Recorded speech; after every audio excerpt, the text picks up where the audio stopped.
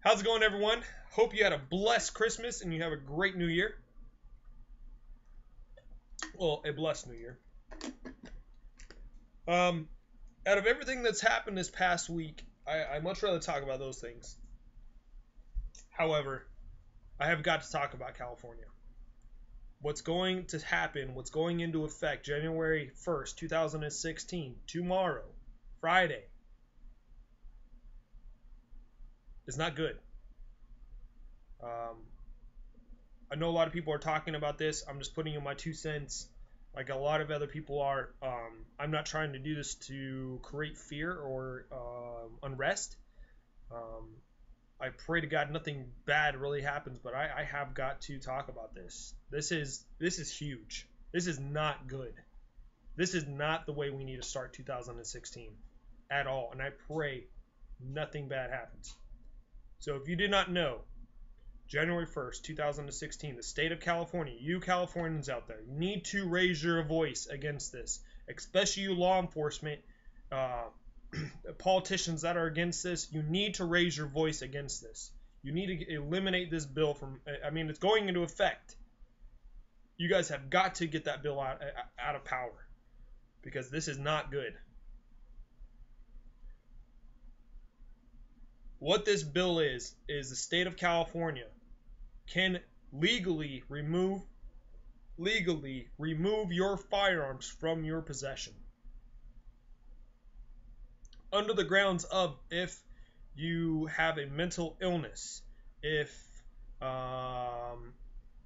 I mean that I don't know the whole stipulations on that part, but really what it goes to is also if a family member feels like they feel unsafe, or I think it's a neighbor, if they feel unsafe that you have a firearm, they can remove it. Or if you have a criminal background, the criminal background part, I can understand that, but it's going to as far as a restraining order. Hey, look, if it was a violent restraining order and the person has not improved that path that they're going down and that type of not lifestyle, but how they act, you know what, that would cause for concern. But if it's something like a lot of high school drama goes through, the girl, issues a restraining order against the guy for a stupid reason, or vice versa, the guy to the girl over some high school drama crap. Even if it's not in high school, it still happens in the young adult years that I'm in.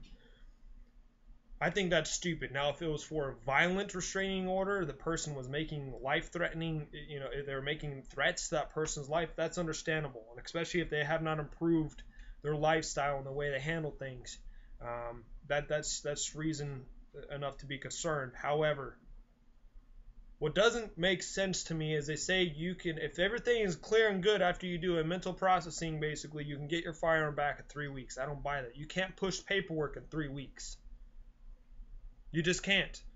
Here's the thing, though. If you go into a gun store, and I know this firsthand, if you go into a gun store and you pick out a firearm, you're like, okay, that pistol right there, can I see it? Yes. They first ask if you're 21. Yes. Okay. You then see the firearm. Okay, I would like to purchase this. The first question they ask is, okay, great. What is your intentions for purchasing this firearm? You then answer that. If you answer it stupidly, they also can deny the sale. Okay, I've seen that when I was just shopping around in a gun store. It was an older couple. They asked for it, and I just see the guy behind the counter just drop his head. He's like, "Not the answer I was looking for." But anyways, after that, if you want to purchase that firearm, after you answer that question, they then give you paperwork that you put your information on, that they then take and call either one of the two government agencies, the ATF or the FBI, and they do a complete background check on you. If any red flags come up, you do not get to leave with that firearm. Now, if you go and purchase a firearm illegally from the street, guess what? Obviously, you're a criminal with the intentions of committing crimes. So do we have a crime problem or do we have a gun problem? Sounds more or less we have a crime problem, because criminals aren't going to obey laws in the first place. Okay, going back to California. California, if you're wanting to start a war with your people, and again, I'm not trying to scare anybody, I'm not telling anybody to do anything stupid at all, and I pray to God I pray to God that nothing happens.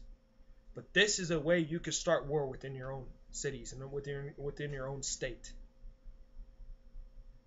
I don't buy the whole 3-week thing. As I said, you can't push paper in 3 weeks. You're telling me you're gonna reissue that person's firearm to them after 3 weeks if you say, oh, everything's free and clear. I just kind of don't buy that, because California is not pro-gun. They are not pro-Second Amendment for their people. California is its own monster. I mean, I no offense, I know people in California. They're not bad people, but this is the thing that is bad. Let me just make this clear, and then I'm gonna go over what the Huffington Post says at the end of the article talking about this. They have a little 15 or 16 slides about what the let me read it to you. That'll be the next video. I encourage you to watch it. 15 things the gun industry wouldn't admit. So I'm going to go over those. But when you have politicians, going back to what I was saying, when you have politicians writing these types of bills or legislation or laws, and they don't know anything about firearms, who gives them the right to dictate what people can and cannot own? Let me give you an example. A year ago, a state senator, Kevin D. Leon, a Democrat, made a fool of himself. Let me give you an example of what that is. Now, this is not a firearm. You can see there's a little gear there. This is an airsoft. I use this for training.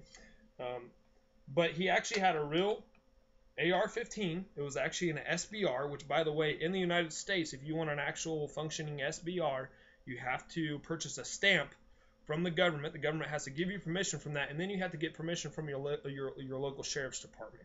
It is very, very difficult to own an actual SBR. But anyways, he pulls out an SBR and says, this is a ghost gun. Fires a 30 caliber clip in 30 seconds. You know how stupid that is? And then you have politicians that say this thing right here is a bullet button, making it a fully auto. This is the mag release button. So you're telling me that politicians have the right to dictate legislation on people, what they can and cannot own, or no firearms at all because it looks scary and they know nothing about them. Can I tell you what that sounds like to me? That is tyrannical movements.